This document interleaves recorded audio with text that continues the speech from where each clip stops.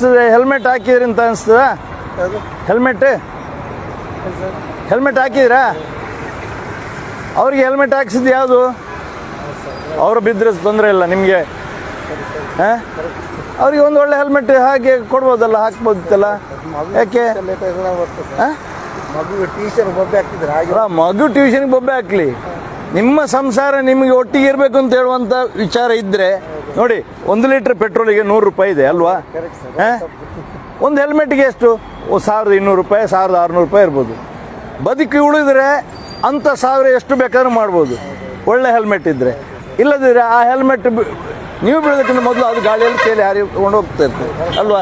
ನೋಡಿ, ಇಲ್ಲಿ ಇದಕ್ಕೆ 2 ಸೈಡ್ ಮಿರರ್ ಇರಬೇಕಲ್ವಾ? ಒಂದು ಸೈಡ್ ಮಿರರ್ ಏನಾಯಿತು?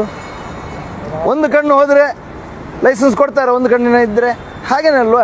2 ಸೈಡ್ ಮಿರರ್, 2 ಕಣ್ಣಿದ್ದಾಗೆ ಹಿಂದಕ್ಕೆ, 2 ಕಣ್ಣು ಮುಂದಕ್ಕಿದ್ದರೆ 2 ಕಣ್ಣು ಹಿಂದಕ್ಕಿದ್ದಾಗೆ ಸೈಡ್ ಮಿರರ್ ಫಿಟ್ ಮಾಡಿ ಅವ್ರಿಗೆ ಒಳ್ಳೆ ಹೆಲ್ಮೆಟ್ ತೆಗೆದುಕೊಡಿ. ಅಪಘಾತ ಆಗಬಾರ್ದು, ಆದರೆ ಪುನಃ ಬರೋದಿಲ್ಲ.